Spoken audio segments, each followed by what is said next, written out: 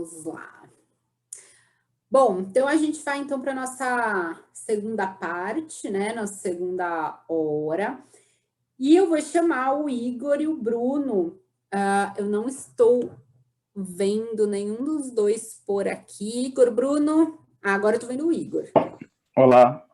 Tudo bem? Tudo bem? Tudo bom. Igor, primeiro, obrigada pela presença. Agora eu estou vendo o Bruno também. Queria agradecer a presença de vocês e deixar vocês à vontade aí com a sala. Agora a turma é de vocês. Legal. A gente que agradece, eu que agradeço também o convite. É legal pra caramba estar aqui, é legal falar desse projeto que nós participamos, né? Bruno, falar alguma coisa aí? Acho que é isso mesmo. Agradecer. É sempre bom falar desse projeto, assim, falar da Eva. A gente brincou que o que chamarem a gente para falar, a gente vai falar. Acho que foi uma jornada bem legal na nossa carreira aí. E acho que estou bem empolgado para falar disso também. Ô, Tati, você me permite falar uma palavrinha? E aí, pessoal? Claro, Bernardo. A sala é de vocês. Show de bola. Pessoal, muito boa tarde. Eu sou o Bernardo, né? Trabalho aqui no time de aquisição de talentos da Globo. E vamos dizer assim, nessa jornada que a gente tem junto com o Jornada aí ao longo do ano, esses mais de 12 encontros que a gente tem juntos, a gente teve a possibilidade de convidar o Igor e o Bruno para falar um pouco para vocês sobre criatividade e inovação. E quando que isso surgiu aqui, né? Nos diversos eventos que a gente vai por aí e analisando os projetos que a gente tem alcance aqui dentro da Globo, a gente deu de cara com o Igor e o Bruno apresentando esse projeto que vocês vão ouvir falar sobre. E, cara, assim que a gente viu, a gente falou, cara, isso tem tudo a ver com o tópico do mês de abril do Jornada. E aí vai falar muito sobre o momento da Globo atualmente, a gente vai conseguir linkar muito a questão da inovação com essa nova Globo, né, cara? Como que pessoas de tecnologia, vamos dizer assim, né, ou pessoas que orbitam tecnologia de alguma forma, que é o que eu sempre falo, né? Muitas vezes a figura do profissional de tecnologia é só aquele dev lá que está sentado codando, e na verdade não é bem assim. Então, como que esse universo de inovação tem se conectado com a nossa produção de conteúdo lá na ponta, né? Como que isso tem se conectado com novelas, produtos, programas de entretenimento, etc. e tal. Então, o case do Bruno e do Igor, que eles vão mostrar para vocês agora, é recheado disso, é muito maneiro. Eu vou acompanhar com vocês aqui, ao final posso voltar com eles aí, caso apareça alguma pergunta mais linkada aqui na nossa área. E estou aqui no chat também. Daí, Igor e Bruno, mandem ver, fiquem à vontade aí. Legal. Pessoal, a gente vai tentar fazer uma apresentação, e até mesmo como a Tatiana falou, Tatiane, a gente vai fazer uma apresentação do nosso jeito, assim, não linear, sem medo de cometer erros, e vamos conversar com vocês, sabe? Então fiquem à vontade para mandar qualquer pergunta, fazer qualquer comentário.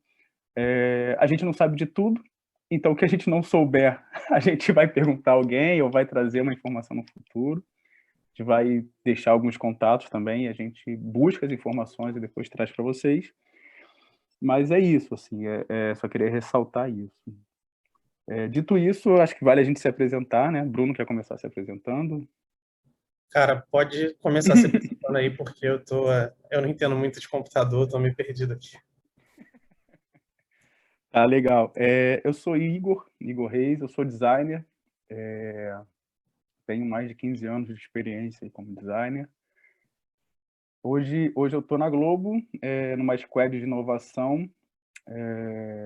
Essa squad de inovação ela é muito voltada para a produção de conteúdo. E sou mestrando também, faço mestrado na FRJ, em Belas Artes, e pesquiso sobre criatividade, sobre inovação. Durante a minha carreira, já passei por várias empresas, já fiz parcerias com Petrobras, com Firjan, Submarino, B2W, fui designer no Táxi Rio, que é um sistema aqui no Rio de Janeiro de táxis, para a Prefeitura do Rio de Janeiro. E é isso, assim, de uma forma bem macro e tentando ser resumido, né? Tá, eu vou... Fala aí, pessoal. Eu sou o Bruno, eu tenho 27 anos, eu sou aluno de Engenharia Elétrica na UERJ, que pode não ser a faculdade mais bonita do Rio, mas ela é bem legal também.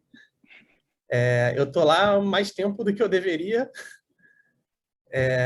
Eu estou quase 5 anos na Globo, eu entrei como estagiário em 2016, numa equipe de suporte, e no meio de 2018, perto da minha efetivação, fui convidado a participar dessa equipe de inovação, que era uma equipe bem embrionária, e desde então eu fiquei quase 2 anos nesse projeto aí. Hoje eu estou em outro sistema, que é um sistema que alimenta o aplicativo que a gente fez, mas acho que eu fiquei quase a vida inteira de desenvolvimento do aplicativo na equipe.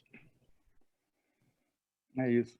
Vou compartilhar aqui a tela que a gente já começa a falar e vai para a parte mais legal, porque a gente não é tão legal, o projeto é. Tá aparecendo ainda aí para vocês?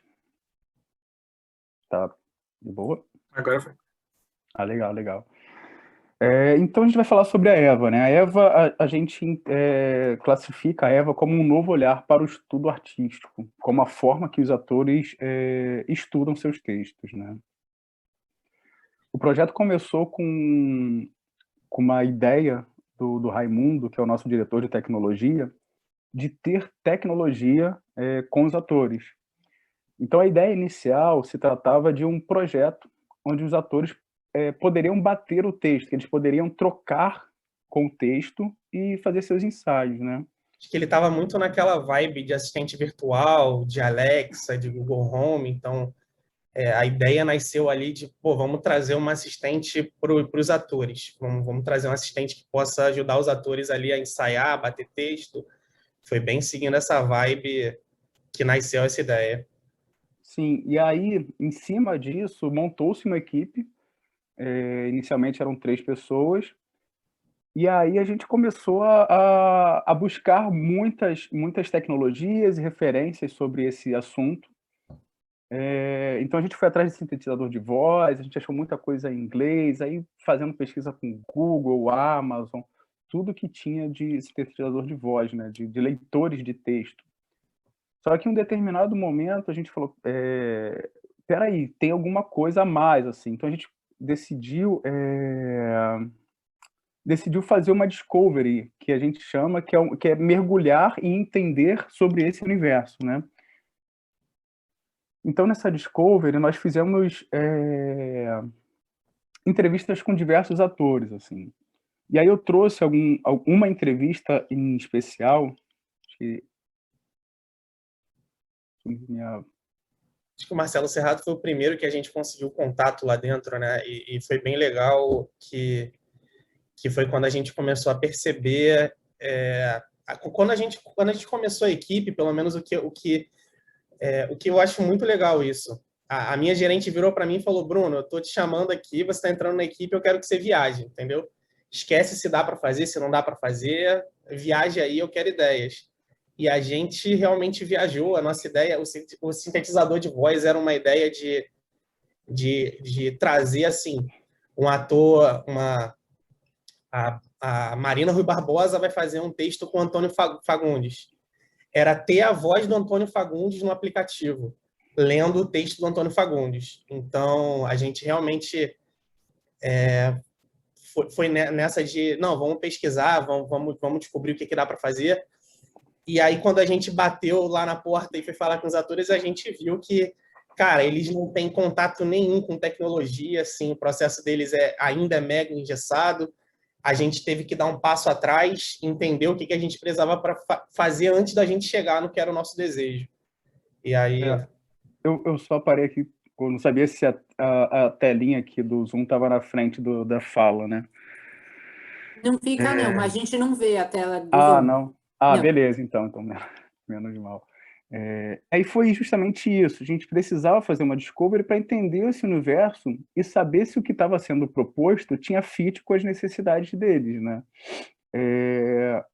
E aí, na primeira reunião, que foi com o Marcelo Serrado, ele começou a trazer como era a rotina e falar sobre algumas necessidades dele, né? E acabava sendo iguais às necessidades de outros atores.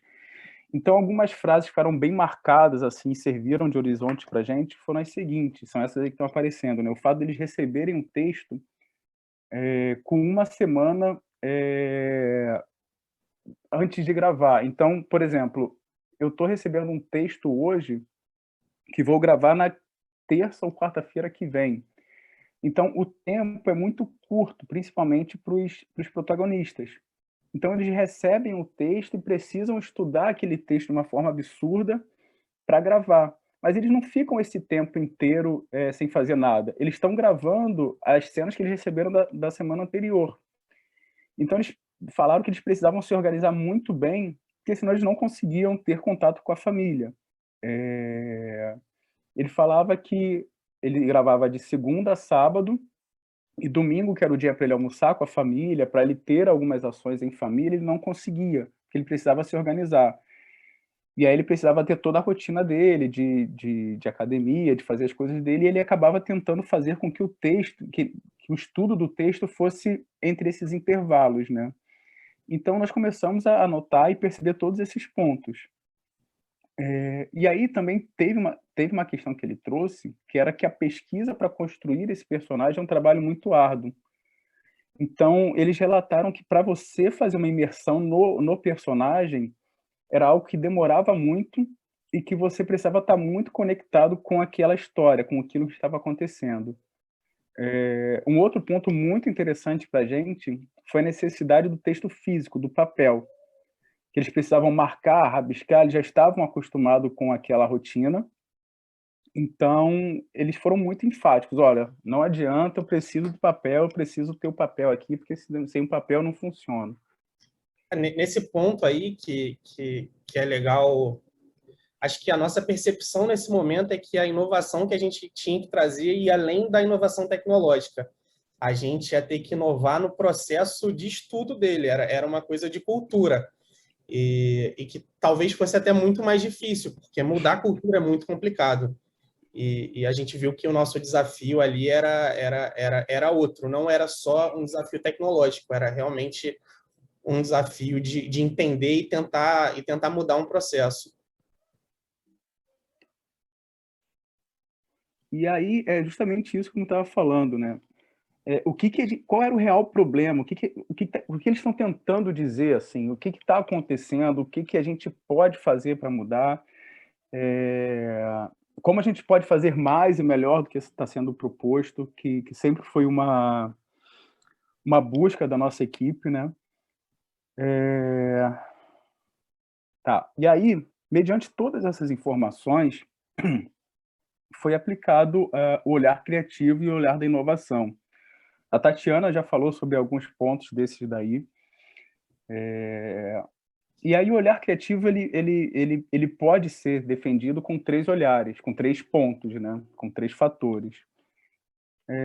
O problema, o repertório e a conexão. Então a gente mergulhou muito no problema.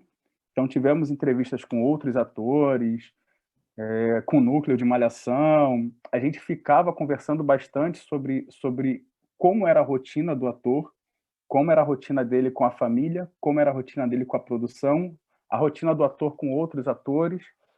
Então a gente mergulhou muito no problema. E era necessário, se mostra necessário, porque a minha origem é designer e Bruno desenvolvedor, então a gente não fazia noção do que era isso, até mesmo como as coisas eram feitas, né? Então nós mergulhamos no problema, entendemos o problema,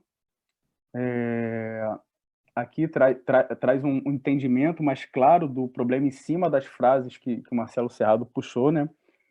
Então, o problema principal era organizar o material de estudo. Eles recebiam por e-mail todas as cenas. Motoboy, na real, né? Não, alguns recebiam por motoboy, outros por e-mail.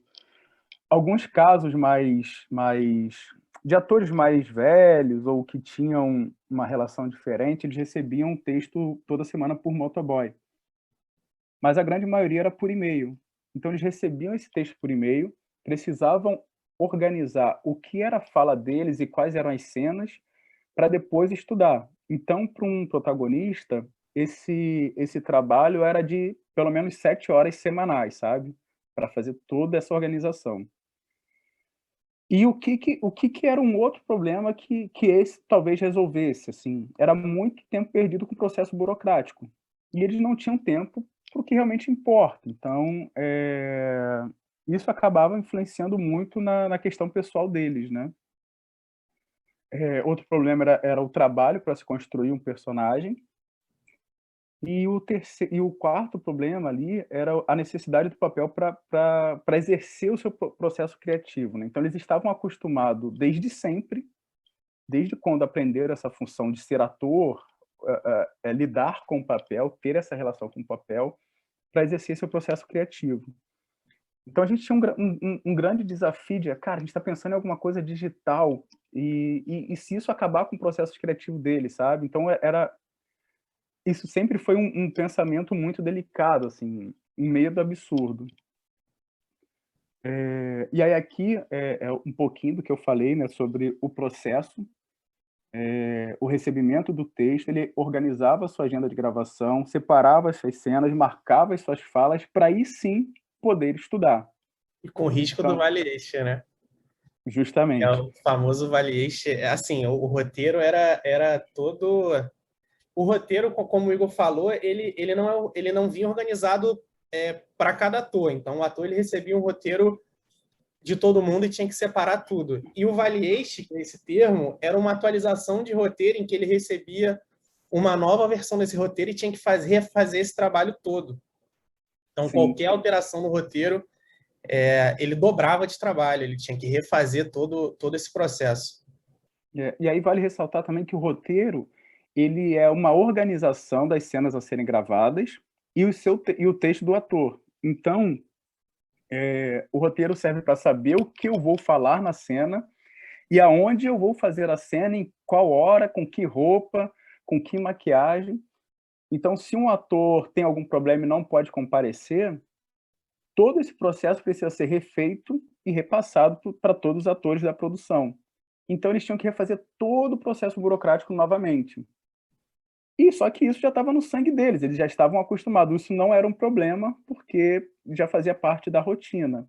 E precisou alguém de vir de fora e falar: "Espera aí, isso é um problema". Beleza. E aí eu entro um pouco no repertório. O repertório são as informações que você absorve durante toda a vida, são todas as suas experiências, assim. Desde comprar um celular, colocar uma meia, botar um chinelo errado, desde quando você é criança, na faculdade, na sua vida adulta, suas relações pessoais, o que você vê de filme, que você lê, tudo isso é repertório. Às vezes você nem lembra, de determinada coisa, mas você está sendo influenciado por isso. Então o repertório é tudo que você absorveu, assim, todas as relações. Isso que está acontecendo aqui hoje vai fazer parte do meu repertório, e do de vocês também. E aí, para fazer esse link na conexão, o repertório ele começa a fazer sentido dependendo do contexto. Então, no contexto atual, não adianta eu falar sobre, frutas, porque não faz parte desse contexto, então ele não vai me trazer nada de relevante, provavelmente não vai me trazer nada de relevante. Pode ser que daqui a pouco o contexto, no contexto se mostre necessário falar sobre frutas. Mas aí quando você começa a entender o seu repertório e suas experiências, isso é muito importante para a conexão. No nosso repertório, nós tínhamos 3 conceitos, que era o conceito de ID. ID é o conceito de identificação de um usuário no sistema. Então nós temos todos os usuários no sistema Globo. Então nós temos os atores no sistema Globo.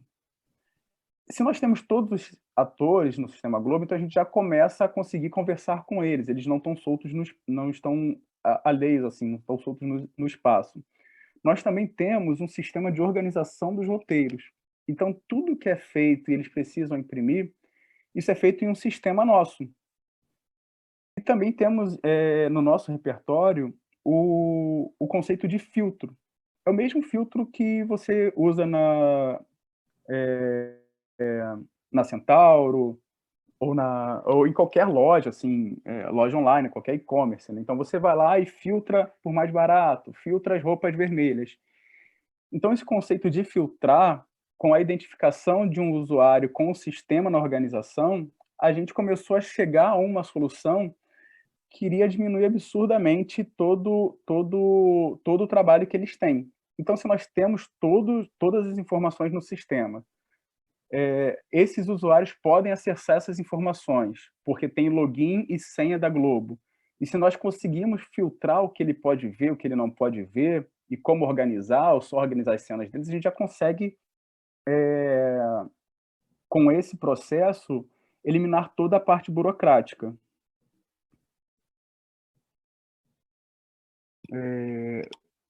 Então, aí foi justamente isso, né? Então, o sistema de organização de roteiros, o filtro com a possibilidade de organizar as informações e a identidade do usuário no sistema.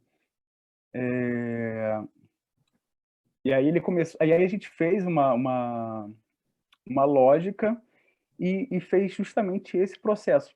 Será que se o usuário receber dessa forma, ele vai conseguir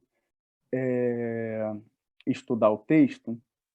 A gente entendeu que isso era possível, e aí nós criamos um protótipo. Foi um protótipo bem simples, ele está aqui à esquerda, onde está escrito App Ator e tal. E aí a gente foi para campo para validar essa ideia, assim, para saber se isso fazia sentido. Durante essa validação, todos os atores ficaram muito felizes, eles não acreditavam que isso poderia ser possível. Então, quando a gente falava que no processo eles iríamos cortar 7 horas de trabalho burocrático, eles ficavam malucos. E aí tiveram declarações do tipo, você está dizendo que eu vou poder passar o domingo com meu filho? E aí a gente começou a sentir que o impacto era muito maior do que a gente tinha pensado, né? Então, depois desse protótipo, nós sempre estávamos ali anotando tudo o que acontecia. E o protótipo não era perfeito, ele precisava de ajustes. E aí nós começamos a fazer alguns ajustes e criamos um MVP.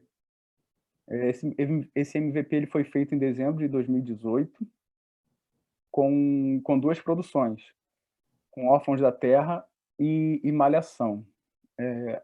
Aí teve um sucesso absurdo com os atores que estavam nas produções, e aí sim a gente partiu para uma etapa de aprimorar esse MVP, né? Porque nessa versão inicial, o ator ele só podia ver suas cenas, e as cenas já vinham marcadas. Bruno, se quiser complementar alguma coisa. Não, está perfeito. Quando eu complementar, eu vou te interromper, pode deixar. Show. Aqui eu trouxe também um vídeo que a gente fez para tentar deixar mais claro o que foi feito. Aí tem uma sigla, antes de começar o vídeo, tem uma sigla que se chama SGP. SGP é aquele sistema onde eu falei que ficam todas as informações de alterações de roteiro, de texto, então tudo fica naquele sistema e que nunca ninguém fez uma correlação com outras conexões. É o sistema que a produção usa para organizar desde de decupar as cenas, todo o trabalho de organização das cenas, até montar onde cada cena vai estar no roteiro. É bem contraintuitivo, né? Como as coisas são feitas, as cenas não são gravadas na ordem cronológica em que elas são exibidas. Elas têm uma lógica ali para serem organizadas. Elas são organizadas de forma a otimizar a utilização de um cenário, porque os cenários não são fixos na maioria dos casos, agora com o MG4 alguns são, né? Os cenários são montados e desmontados para aproveitar um dia em que um ator está disponível, para aproveitar uma roupa que um ator está usando. Então, às vezes, ele vai gravar uma cena do capítulo 100 e no dia seguinte ele vai gravar uma cena do capítulo 5. Isso. Ou então é uma externa em um local que é de difícil acesso ou que não vai conseguir uma locação durante muito tempo. Então, ele grava 20 cenas naquele local ou num cenário, e essas não são lineares. Então, ele pode fazer a cena 1 estando feliz e a cena 5 ele estando chorando pra caramba, entendeu? Só que faz tudo no mesmo dia. Então, precisa ter esse chaveamento também do ator, né? A Caroline mandou ali memórias, eu não sei se era isso, mas não é nem no caso de lembrança na história. São situações como o Igor falou, por exemplo, hoje eu estou gravando numa cidade cenográfica, em que eu estou na porta da minha casa. A parte interna da sua casa não fica na cidade cenográfica, ela fica no estúdio. Então, uma cena que às vezes ela é contínua, em que eu estou entrando na minha casa, eu gravei num dia a parte de fora, que é num lugar, e eu só fui gravar num outro dia a parte de dentro, mesmo ela sendo na sequência, na história. Porque eu não estou gravando no mesmo local, entendeu? Bem nesse... Eles tentam otimizar, como eu falei, são vários fatores para otimizar, para fazer, para montagem no roteiro. Aí, por exemplo, na rua, ele está na porta de casa, teve um arrastão. Vamos gravar o arrastão. Aí gravaram o arrastão, uma cena tensa, né? No mesmo dia, ele tem que gravar ele chegando em casa para pedir a noiva em casamento, sei lá, alguma coisa do tipo. Então, são emoções diferentes que são gravadas no mesmo dia. Entendeu? Mas aí a gente pode voltar nessa questão um pouco mais à frente. Então, voltando aqui no vídeo, esse GPS sistema que organiza tudo, né? Áudio tá bom?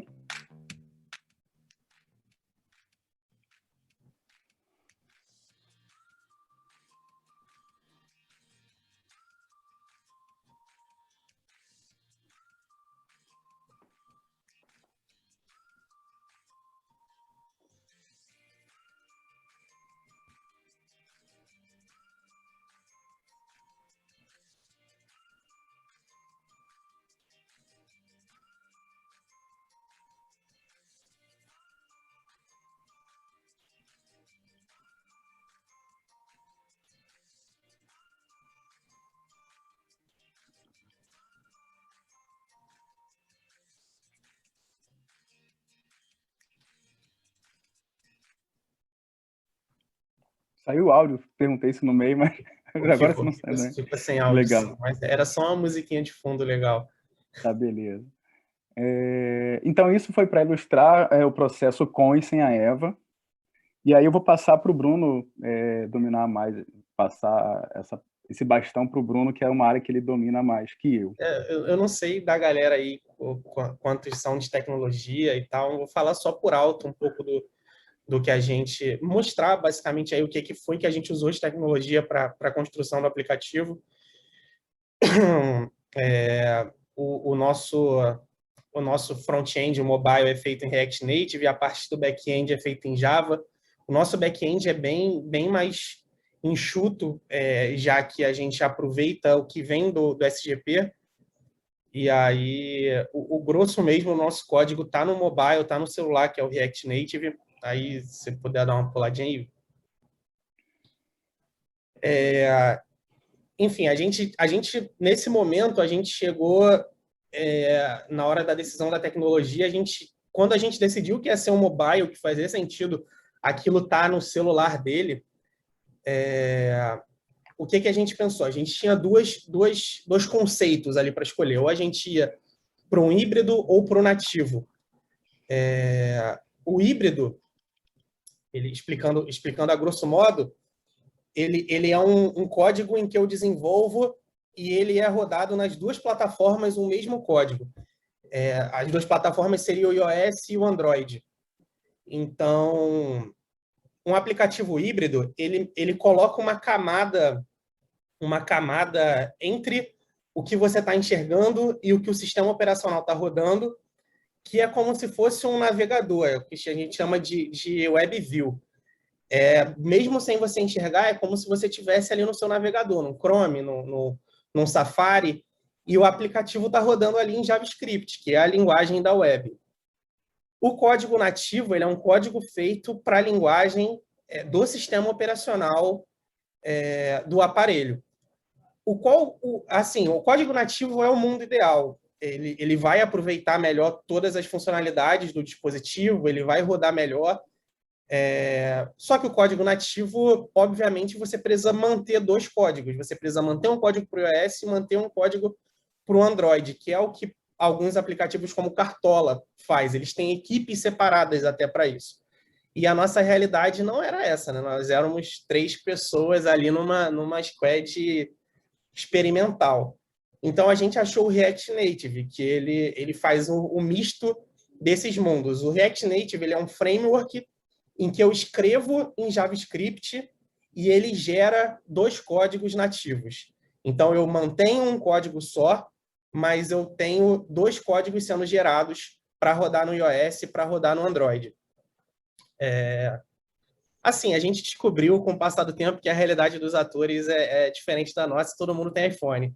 Mas a gente Nem todos, alguns não têm. alguns têm o Android, né? Uns 2. Mas a gente foi para esse caminho, a gente precisava atender todos os públicos e o React Native foi a nossa escolha por isso. A gente não conhecia a linguagem no começo, a gente teve ali o apoio da nossa gerência de não, aprende, a gente paga curso, vocês vão aprender. E a gente aprendeu do zero a usar o framework e ele atendeu super bem, assim. Hoje eu sou fãzaço de React Native e tá super em alta no mercado, inclusive. Fica a dica aí pro pessoal.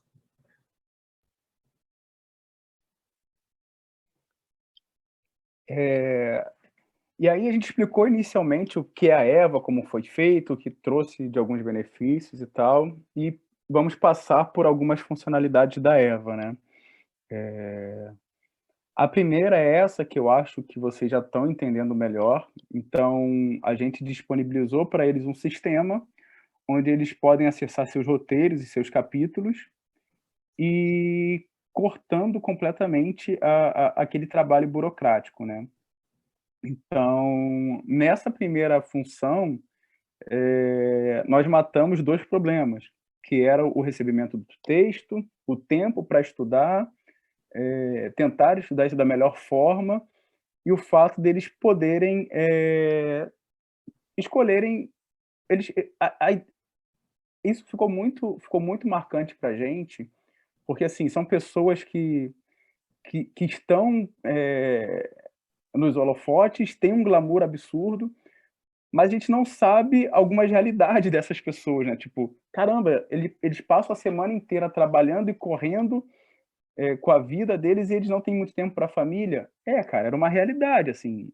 No domingo eles não conseguiam ter o contato com um filho, sabe? Eu que sou pai hoje, eu penso, caraca, passei a semana inteira trabalhando, eu quero ter um contato com meu filho, sabe? Então, isso pegou a gente de uma forma, caramba, cara, isso é bizarro. Então, sempre que a gente falava sobre isso, eles ficavam felizes pra caramba. E a gente enxergou, por mais que eles não tivessem relatado isso como um problema, nós enxergamos esse problema e colocamos isso como uma meta, fazer com que eles tenham mais tempo com a família. Ou quem não tem família, ou quem mora sozinho no Rio, ou quem mora em São Paulo, ter mais tempo para fazer o que quiser, sabe? Então, aqui eles acessavam o roteiro, o texto e a agenda de forma muito rápida e simples. E até a atualização, né? Que tá vermelhinho ali, aquilo ali é o que a gente falou antes de Valieste. O trabalho que era dobrado dele, simplesmente ele recebia ali uma notificação, essa linhazinha vermelha com o número de versão, avisando, ó, você tem uma versão nova. A gente envia para ele uma notificação via push e ele simplesmente já está com o trabalho todo feito ali que ele precisaria refazer e já está na mão dele. Sim. Um outro problema também que nós vimos, identificamos, foi a necessidade do papel. Assim. Todos eles falavam, cara, eu preciso muito do papel, sou refém do papel, eu preciso fazer minhas marcações, anotar, escrever. E isso durante um tempo foi um bloqueio, assim, caramba, eles precisam e tal. Mas a questão era justamente essa. Cara, a gente é equipe de inovação, a gente é uma squad de inovação, a gente tem que pensar como resolver esse problema. Então, através de muitos desenhos e prototipagens, a gente entendeu um caminho que pudesse ser interessante. Aqui, à esquerda, está um exemplo que foi muito importante. Nós imprimimos diversos papéis com as falas deles, né? Representando a Eva, o texto da Eva. E a gente ia para os estúdios e falava, cara, no seu texto de papel, como você faz suas marcações? Como é que você escreve? Como você faz tudo? E aí pegamos esses impressos, voltamos para a mesa e começamos a pensar em soluções. e aí desenvolvemos essa solução que está à direita, né? Então ele seleciona a parte do texto que ele quer escrever, faz ali o comentário, salva e já fica o texto alinhado à direita, com uma cor diferente, com uma organização e tal. E é a mesma coisa, com a ideia pronta, assim, o protótipo pronto, a gente sentou com alguns usuários, cara, isso vale? Isso funciona? A partir do momento que tivemos sucesso nessa validação, foi para a mesa de desenvolvimento para ser feito, né? O nosso desenvolvimento ele é ainda, né? Ele é incremental. A gente não considera o trabalho encerrado, né? Conforme surge necessidade, conforme surge ideia, a gente vai trabalhando, validando, desenvolvendo e entregando. Essa esteira ela vai se repetindo. Uhum. Aqui é mais um exemplo do problema que era: eu preciso do texto, eu preciso do papel, do texto físico para rabiscar, desenhar em cima, por conta do processo criativo, né? E que era um grande medo nosso também. Era comum a gente conversar: caramba, cara, será que a gente pode atrapalhar alguma gravação? A gente pode atrapalhar o processo do ator? Será que de alguma forma eles vão entregar menos? O personagem dele vai ser inferior se ele tivesse com o papel, se com a Eva? Então isso era muito comum a gente estar pensando, né? E a mesma coisa, imprimimos, eles fizeram as marcações, entendemos como isso era feito e fizemos um protótipo, foi validado, foi aceito. E vale ressaltar que esses protótipos eles eram apresentados para atores diferentes, de novelas diferentes, de sexos diferentes, de idades e experiências diferentes. Então, a ideia era conseguir abraçar todos os atores que tinham processos e formas diferentes de estudar, né? Beleza. Essa ferramenta, Bruno gosta pra caramba dela e foi muito simples de se fazer. Você quer falar dela? Eu gosto pra caramba. Cara, essa ferramenta é legal, que foi o Igor que codou nosso design aí, mostrando seus diversos talentos.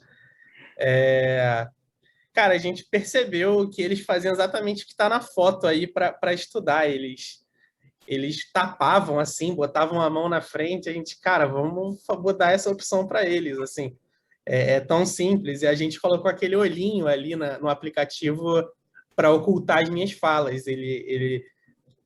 Para ele ler a fala do companheiro de cena deles e poder ver se ele memorizou, entendeu? Ele poder falar a fala dele sem estar lendo ali no papel. Tipo, função que ele faria com um dedo ali que acho que com um botãozinho a gente resolvia.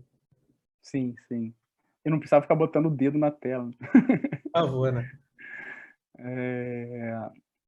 Outra funcionalidade que é muito, muito legal. Essa tem tudo a ver com o que a gente falou ali do roteiro, né? De que ele é gravado em dias diferentes. Vai, toca aí. Não, beleza. E aí até uma curiosidade que eu vou trazer sobre essa também, que é relacionado a erro e acertar, é que nas entrevistas, nas discoveries, nós entendíamos muito o que estava acontecendo, né? Então eles falavam da rotina, nós enxergávamos problemas que eles não enxergavam porque eles estavam acostumados com aquele processo, né? Com aquela ideia e aquele conceito que sempre foi aplicado. Então, eles sofriam, muitas vezes sem saber, porque eles não sabiam qual era a cena anterior e qual era a cena seguinte. Então, como o Bruno disse... Na ordem cronológica, né? Sim, sim. Então, eu estou gravando aqui na porta de casa e eu vou entrar em casa. Só que a gravação dentro de casa vai ser feita no dia seguinte, daqui a uma semana e às vezes daqui a um mês. Então eu preciso entender como essa rotina pode influenciar no trabalho dele. Então nós criamos uma ferramenta que era o arco histórico. Com um clique ele sabia qual era a cena anterior e qual era a cena seguinte. Então a gente trazia uma visão linear da história para ele, né? Então estou gravando aqui dentro de casa, cliquei, sei o que vai acontecer na cena seguinte. Eu lembro muito do Marcos Caruso, que foi o primeiro que deu esse toque pra gente. Ele falou: cara, eu tô gravando uma cena em que eu tô chorando, mas eu ainda nem gravei a cena anterior, ou eu gravei há muito tempo atrás. Então eu nem sei por que meu personagem tá chorando. Eu tô chorando porque porque eu ganhei na loteria, eu estou chorando de felicidade, eu estou chorando de tristeza porque eu acabei de chegar de um enterro. Então, eu não sei o que acontecia antes. O arco histórico é a ordem cronológica do personagem dele na história. Da onde que o seu personagem está vindo? Para onde que o seu personagem vai em sequência? Isso. E aí essa ferramenta ajuda pra caramba. Ela precisa de algumas melhorias, onde eu falei do erro, né? Então, tem alguns erros que nós precisamos voltar nessa ferramenta e fazer pequenos ajustes. E, finalmente, a inovação, né? Um exemplo do texto falar, né? Nós já evoluímos um bocado também essa ferramenta, e aí eu vou tentar... Esse precisa de áudio.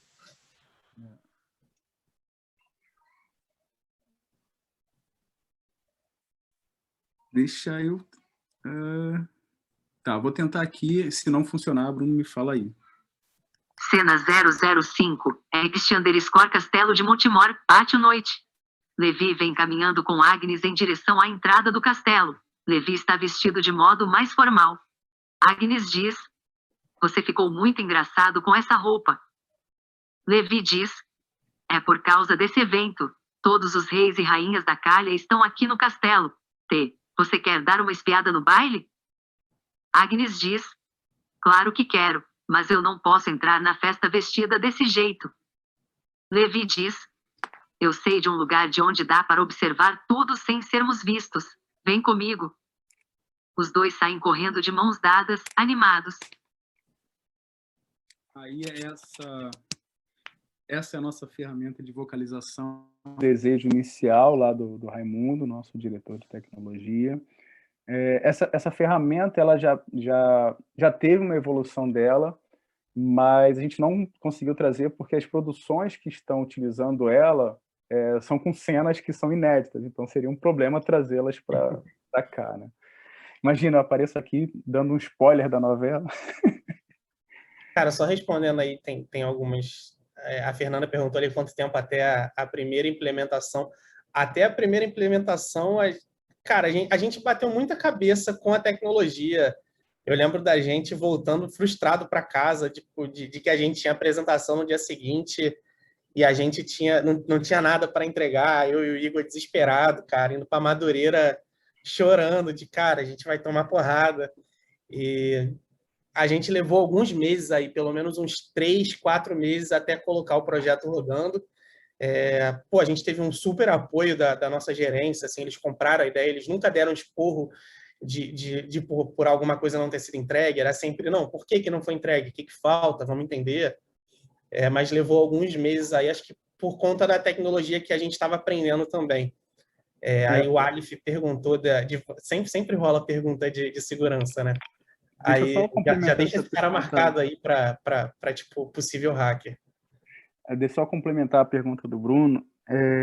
A gente realmente é sempre importante trazer a atenção que a gerência teve com a gente e esse projeto, né? Então, por se tratar de um projeto de inovação, de criatividade, de propor algo completamente novo, você tem que aceitar o erro. E a gente errou ao tentar desenvolver algumas coisas, né? Há alguns caminhos de tecnologia e tal. E isso é comum acontecer. Só que algumas empresas não estão preparadas para isso. E acho que grande parte do sucesso do projeto foi justamente por acreditarem na gente e por aceitarem o erro. Então, a gente conseguiu trazer isso porque o Bruno, foi como o Bruno falou, né? A gente tentava, via-se o esforço, a gente não conseguia sair do outro lado, mas a gente estava ali tentando. E com os protótipos se mostrou uma ferramenta de muito valor. Então, teve a confiança e a crença que daria certo. Foram exatos 4 meses. Assim. A gente começou em agosto e em dezembro, no finalzinho de dezembro, a gente implementou a Eva rodando. A gente estava na festa de final de ano da empresa com os computadores e botando a Eva no ar, assim, para ver como foi em cima do laço, né? Toca aí, Bruno, sobre segurança. Foi exatamente isso, né? Foi a primeira subida da Eva foi na festa de Natal, todo mundo enchendo a cara e a gente sentado no computador. Um bando de nerd comemorando no canto, né? Cara, e só para falar ali da pergunta do Aleph de segurança, cara, sempre foi uma preocupação. A gente tem hoje formas de detectar de onde a informação foi vazada, se ela for vazada pelo aplicativo. Então, se um ator vazar a informação, a gente sabe de onde veio. Eu imagino que isso não resolva 100% o problema, né? Para ser sincero, hoje a questão de capítulo vazado, essas coisas saem muitas vezes em até veículos da própria Globo, né? Os capítulos finais da novela, que tem as cenas secretas, em que ali realmente tem uma segurança muito grande em cima, o aplicativo é preparado para ocultar essas cenas, então não é qualquer ator que consegue ver uma cena. Isso é bem trabalhado assim para que a segurança cresça com o aplicativo. Beleza. Eu vou trazer alguns depoimentos aqui. Vale ressaltar também que na Eva tem outras funcionalidades assim que são legais pra caramba, mas não dá tempo de trazer tudo, né? Então a gente validou também e tivemos essa troca com alguns atores de peso e foi interessante porque a gente tinha muito medo de que alguns atores eles iriam rejeitar a Eva, assim, não quero nem saber. E não, e eles adotaram a Eva e falavam de uma forma absurda, assim, e até pediam para participar. Então, quando a gente estava nos estúdios, algum ator via a gente e falava, não, vem aqui rapidinho, eu tenho um feedback, quero falar alguma coisa. Eu acho que pode ser assim, assim, assado. Então, isso foi muito legal. A Glória Pires, a Débora Seco, elas tiveram uma participação muito legal na Eva. E é muito legal, assim, você ver a mudança de uma cultura, né?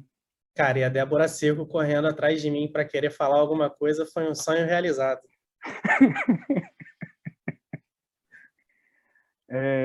Marcos Caruso também, que o Bruno citou, Eliane Jardim. E aí é um exemplo de atores com uma experiência muito grande que já passaram por tudo, né? Teatro, cinema, televisão, série. E o quanto eles abraçaram essa ideia, né? Inicialmente a gente tinha feito os protótipos e algumas coisas lá com o pessoal de Malhação, então tinha muito esse receio de, caramba, será que um pessoal com uma experiência diferente vai abraçar? E teve Cara, tanto Anissete valor. Bruno usou o aplicativo, né? Acho que foi Pô, o nosso verdade. ponto. A gente viu a Anissete Bruno com o aplicativo, foi assim, um sonho realizado. Cara, e aí vale até. A gente ficou tão snob que a única pessoa que a gente tirou foto foi a Anissete Bruno. Era a Dona Benta, né, cara? Fazia questão. Pô, tem uma história aí. Cara, eu achei muito maneiro duas perguntas aqui. Primeiro foi o nome da Eva. O nome da Eva evoluiu, né? Primeiro ele era ensaio virtual do elenco, do ator, aliás. Só que em algum momento a Eva ela foi além dos atores. A gente vai comentar rapidinho. Hoje, Eva significa experiência virtual do artístico. E o Wallace perguntou se os atores podem gravar a voz no aplicativo. E é maneira essa pergunta, porque a gente chegou a pensar nisso, né? Foi uma feature em pauta. Deixa eu Pode fazer um complementar, comentário sobre isso, legal, cara. Essa pergunta ela é muito interessante por uma questão de criatividade e sobre repertório, né? E aí eu vou tentar falar de forma breve, que eu acho que o tempo já está acabando. A gente, no início do projeto, ali no meio do projeto, a gente continuava uma pesquisa sobre o text-to-speech, que era o sistema vocalizar o que estava escrito. A gente fez uma validação com os atores de alguns sistemas, Google e Amazon, e eles rejeitaram de imediato isso. Falaram, cara, não quero, não gosto. E aí a gente começou a ir para um caminho do ator poder gravar sua voz. E aí o que aconteceu? A gente foi desenvolvendo outras funcionalidades da Eva, e no nosso sistema de desenvolvimento, o ator que escolheu o que ia ser desenvolvido. Então, ele dava mais valor a algumas coisas e a gente botava na fila de desenvolvimento que tinha mais valor para eles. quando a gente voltou para essa questão de vocalização, seja gravado ou text-to-speech, eu fui muito que defendi, não, cara, tem que ser gravação, tem que ser gravação, tem que ser gravação. Por conta da experiência que nós tínhamos lá atrás, assim, 7, 8 meses antes, né, da validação.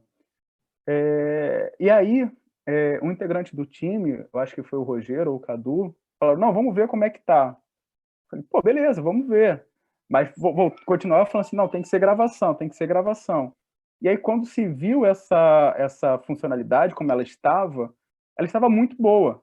A gente, caramba, cara, em 7 meses mudou tudo. Então, assim, o repertório ele é muito importante. E é muito importante você sempre estar revendo o seu repertório, sabe? Não ter medo em nenhum momento de mudar de certeza. Hoje eu tenho uma certeza, daqui a 5 minutos eu posso ter uma outra certeza, sabe? E aí eu só queria trazer essa história sobre o repertório e como isso influenciou no text-to-speech da Eva, né? E a gravação, inclusive, foi meio que deixada de lado justamente por eles, né? O que mostra a importância do contato da equipe de desenvolvimento com o usuário durante todo esse processo.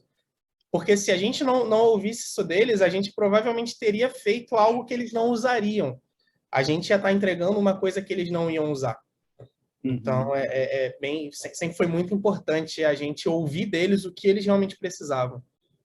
E saber ouvir também, né? Isso faz a diferença. E aí também o conceito de novo público, né? A Eva se mostrou tão eficiente que a gente começou a ser procurado por outros setores da empresa. Então, o diretor vinha atrás da gente, preparador de elenco, a produção. Então, a Eva começou a crescer para esses funcionários que inicialmente a gente não tinha pensado neles, né? E aí aqui um pouco das fofocas que fizeram sobre a gente. Cara, a gente ficou feliz também, pra caramba com isso. A minha mãe me ligando, falando, olha, o Dias está falando de vocês. Que isso, agora sim. Mas foi justamente isso. A gente estava trabalhando e aí, acho que foi o irmão do Bruno, começou a mandar mensagens, não sei quem tá falando, não sei. Que isso, cara? Aí quando a gente foi procurar, realmente estavam. É isso.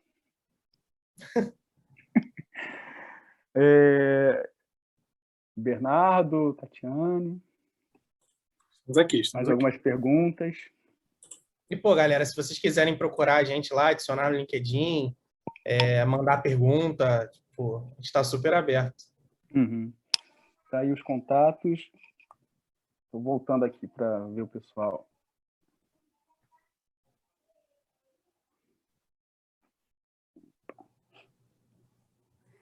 Eu tô lendo o que o pessoal está trazendo, né? Todo mundo está falando. Tem uma pergunta se vocês vão poder compartilhar a apresentação. Tá, eu vou responder essa pergunta quando eu perguntar a alguém. Boa.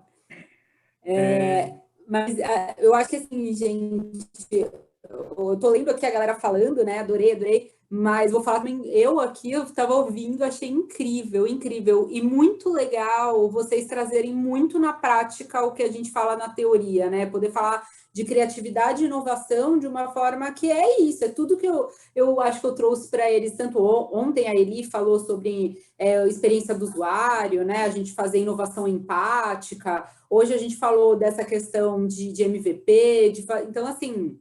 Incrível, super parabéns, assim, o projeto é incrível. Tati. E até fazendo um comentário, né, quando a gente estava conversando aqui, o Igor e o Bruno me perguntaram, né, eles perguntaram assim, pô, Bernardo, a gente lida com essa questão dos erros e das voltas que a gente teve que dar, as adaptações que a gente teve que fazer, de uma forma muito natural, cara. E aí, a gente pode compartilhar isso? Eu falei, cara, é exatamente isso que a galera pediu da gente, sabe?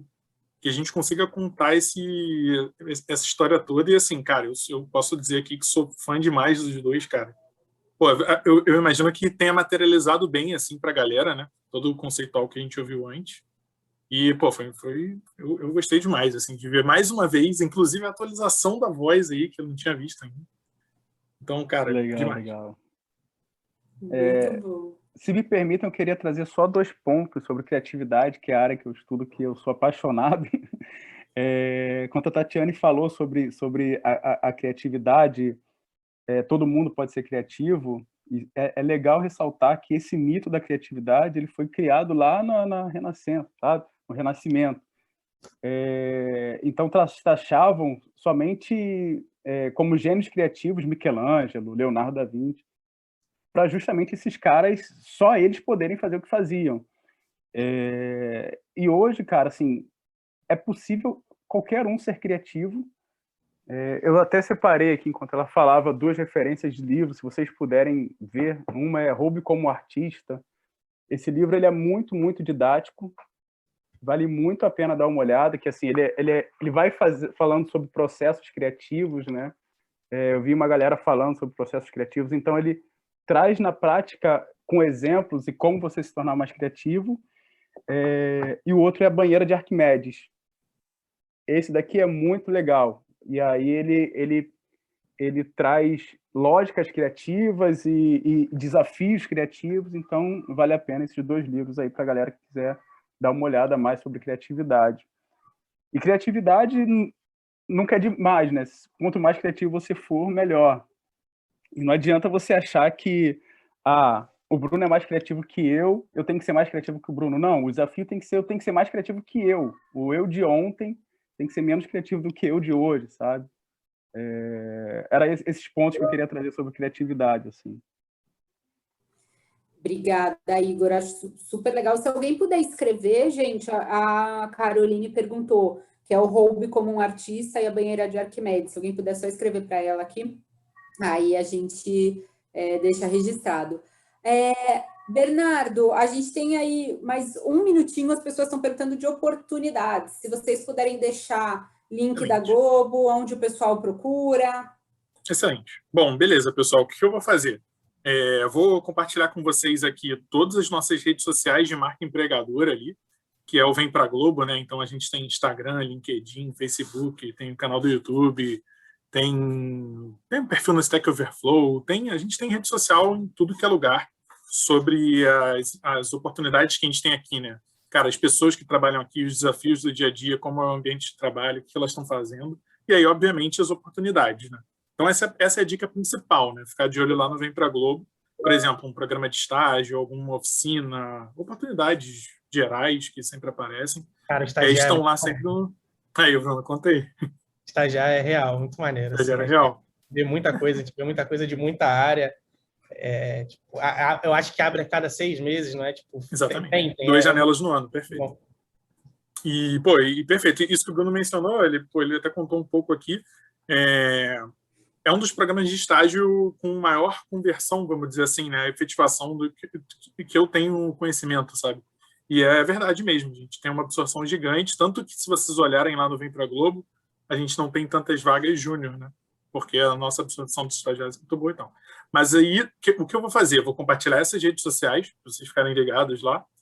Eu já compartilhei os nossos LinkedIns aí, meu, do Igor e do Bruno, e também vou colocar um link mais direto ali para vagas, né? Tem vagas de tecnologia e as vagas mais gerais ali. Então, vou jogar isso no site agora, no chat agora. Boa! Super obrigada, Bernardo. Vou pedir para a Rê colocar o QR Code para vocês fazerem a pesquisa de satisfação. Então, por favor, quem puder, já faz. Quem não puder fazer agora, depois a gente disponibiliza lá no Telegram também. A Rê colocou aqui o link também. O Bernardo está colocando o link das vagas, todas as vagas. Então, fiquem aí à vontade para clicar, se inscreverem. Vi que algumas pessoas já estão participando do processo. Enfim, gente, muito legal. Acho que, assim, a gente ficaria mais um tempão conversando e entendendo. Eu, pelo menos, super ficaria para entender todo o processo no detalhe. Queria super agradecer o Igor e o Bruno por trazerem o projeto. Agradecer o Bernardo por mais uma vez estar aqui com a gente. Bernardo, pode continuar nessa toada de chamar essa galera excelente para falar. Muito bom. Com certeza. E vocês, agradecer também por ficarem com a gente, pela participação. Não esqueçam de pegar os links todos, tá? Que já estão aqui. Se alguém quiser já jogar para o Telegram também, que daí fica lá gravado, para quem ainda não conseguiu salvar, não tem acesso. E é isso, pessoal, que eu tinha para falar. Mais uma vez, obrigada, pessoal Obrigado da aí, Globo. Valeu, Tati. Obrigado, Muito obrigado. eu que agradeço. Valeu mesmo. Isso. Beijo, E qualquer- pessoal. Valeu, galera. Valeu, abraço. Valeu, gente.